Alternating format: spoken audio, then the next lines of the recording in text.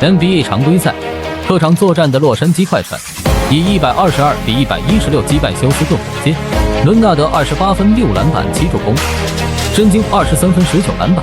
在 NBA 比赛中，火箭队最初表现并不理想，与对手快船队的比分差距逐渐扩大，但他们随着比赛推进逐渐找到状态，并开始逆袭。